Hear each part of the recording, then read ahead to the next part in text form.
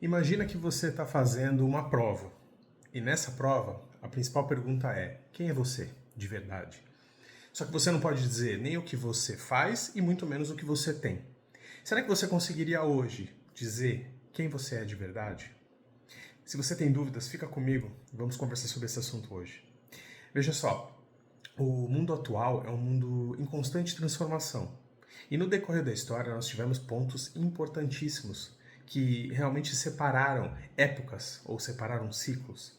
Um deles, e aí falando especificamente para os homens, tem sido esse movimento feminista que tem surgido no mundo. E muitos deles são muito úteis, muito justificáveis, faz todo sentido.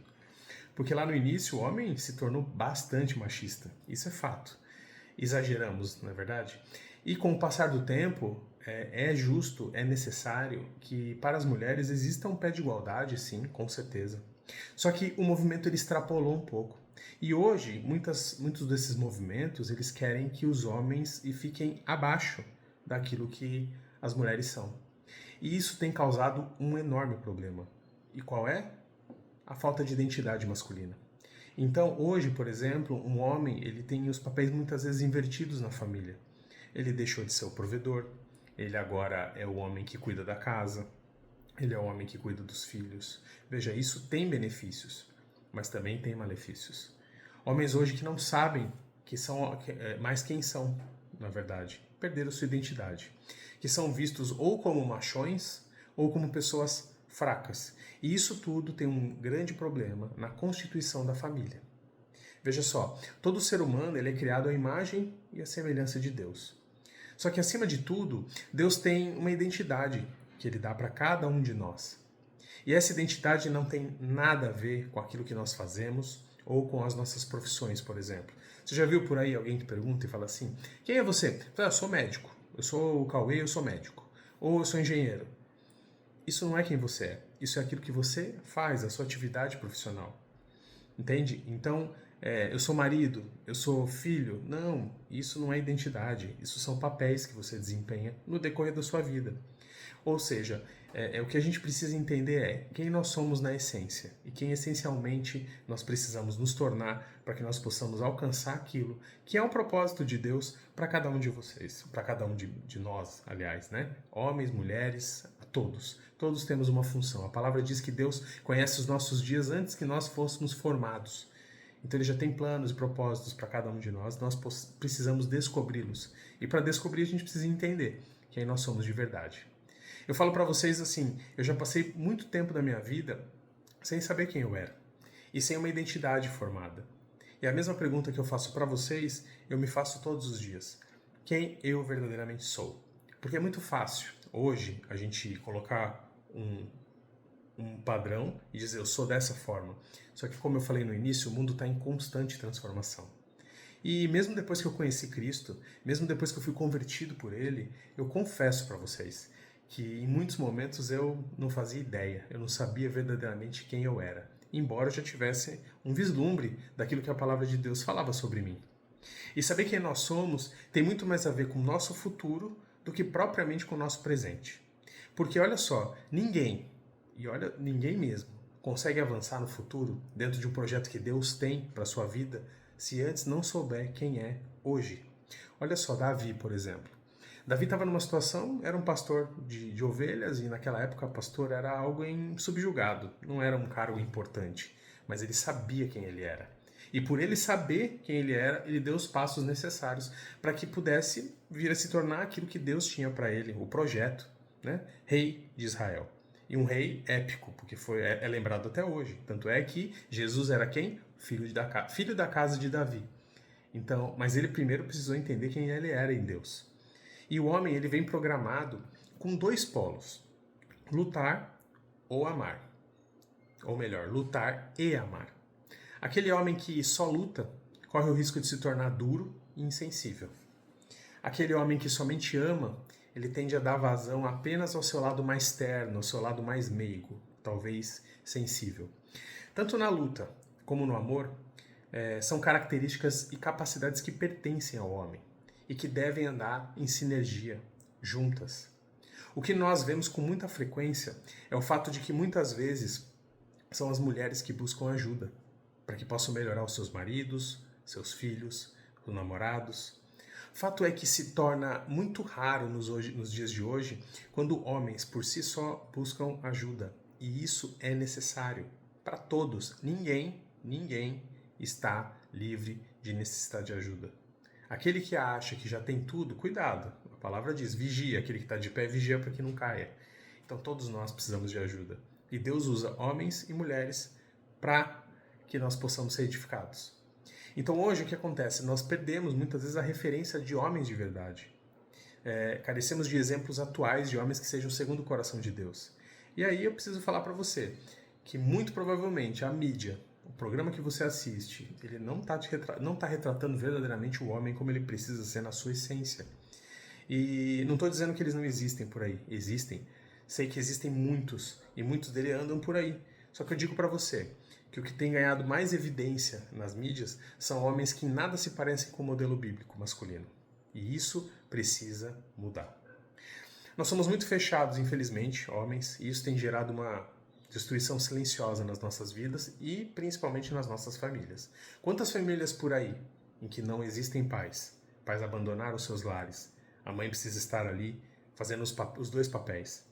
Pensa nisso. Ou quantas famílias onde o homem, ele de fato se isenta das suas responsabilidades, deixando que a mulher decida tudo, porque é mais confortável. Só que quando o homem se coloca em busca, juntamente com outros homens, da essência, uma força emerge de dentro do homem. E isso é sadio. Só que cada vez mais existe uma armadilha, para que nós fiquemos o quê? Isolados. Não, o homem não pode falar de assuntos que trabalham as suas emoções. O homem precisa transparecer tranquilidade. Só que por dentro a gente muitas vezes parece o quê? Uma panela de pressão. Só que é tempo de mudar. Porque a Bíblia fala de homens falhos, mas muitos deles, mesmo por meio das suas deficiências de caráter, muitas vezes, por meio de delitos que cometeram, foram extremamente usados por Deus e, melhor, se permitiram ser moldados por Deus. Primeiro exemplo que eu dou para vocês, Davi. Davi era um assassino. Davi mandou matar um homem porque ele queria ficar com a mulher dele. Olha isso. Jacó, enganador, enganou seu irmão, enganou seu pai. Elias se mostrou covarde, mesmo depois de ser usado por Deus, queria que Deus o levasse porque ele estava com medo de enfrentar Jezabel. Ou seja, pessoas que erraram muito, mas que foram alcançados pela misericórdia de Deus e pela sua graça, e vieram a se tornar o que foram projetados verdadeiramente para ser. A boa notícia aqui é que isso não estava só restrito para eles, mas está disponível para cada um de nós, nos tornarmos quem fomos projetados verdadeiramente para ser. Eu é que sei os planos que tenho de vós, diz o Senhor, são planos de bênção e não de maldição, para dar o fim que desejais. Então nós temos um plano, nós temos um Deus que se preocupa e que quer sim que nós mostremos quem somos de verdade. Não só para nós mesmos, para nossa família, mas para o mundo. Só que não é um caminho isento de sofrimentos, não é um caminho isento de frustrações e até mesmo de fracassos. Só que quando nós escolhemos descobrir quem somos, qual é a nossa real identidade de Deus, no pacote vem o nosso propósito. E não é hoje a grande pergunta que muitos se fazem, qual é o meu propósito, para que eu fui chamado? E eu digo para vocês que no final das contas, tudo, absolutamente tudo pelo qual a gente passa na vida vai valer a pena. Afinal de contas, a própria palavra nos diz que todas as coisas cooperam para o bem daqueles que amam a Deus e que vivem segundo o seu propósito. Ela não fala que algumas coisas vão cooperar. Elas dizem todas as coisas vão cooperar. As boas e as ruins. Veja quantas vezes na minha vida eu já passei por coisas ruins que eu não gostaria de ter passado. E pasmem, é absurdo, mas acontece. No final das contas, lá no final do ciclo, a gente até agradece, porque aquilo nos tornou melhores, aquilo nos transformou, aquilo nos ensinou. Então, de fato, essa palavra é verdadeira. Todas as coisas cooperam. Esse é meu convite, para que juntos nós possamos viver uma jornada de descobrimento de quem nós somos na realidade. E qual é a nossa identidade? E nos moldarmos à semelhança de Cristo, para que então nós possamos despertar em nós o propósito que Deus nos deu. Olha só, eu também sei que não é uma tarefa fácil, talvez não é bom mexer muito nesses assuntos, mas acredite, é muito melhor a gente mexer naquilo que precisa ser transformado e logo do que botar para debaixo do tapete e deixar as coisas aparentemente fluírem no seu caminho. Veja só, tudo que hoje na nossa vida se torna urgente, um dia foi importante. Só que foi negligenciado, por quê? Porque muitas vezes não damos atenção. O nosso foco aqui vai ser sempre usar exemplos bíblicos. Homens que passaram por angústias, frustrações, mas que perseveraram e conseguiram descobrir a sua identidade, o seu chamado, o seu propósito diante de Deus. E quem você é quando as portas se fecham? É uma pergunta que eu me faço todo dia. Quando eu estou sozinho, só eu e Deus, quem eu sou de verdade?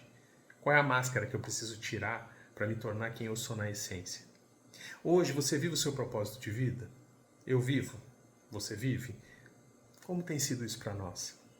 Ou melhor, você sabe qual é o seu propósito de vida? Como eu falei, o mundo está carente disso. Existem pessoas desesperadas porque vivem uma vida de prazeres, vivem uma vida interessante, de sucesso muitas vezes, mas não sabem o seu real propósito. Você sabe quais são as características e as ferramentas que são necessárias para que você cumpra o seu propósito? Existem ferramentas, existem características. Se você observar nos homens da Bíblia, isso é fato. Vamos caminhar juntos, vamos descobrir juntos como ser parte dessa boa, perfeita e agradável vontade de Deus. Deixe o seu like, compartilhe esse vídeo com outras pessoas e vamos nos tornar uma comunidade de pessoas que querem viver a verdadeira essência. Um abraço para vocês.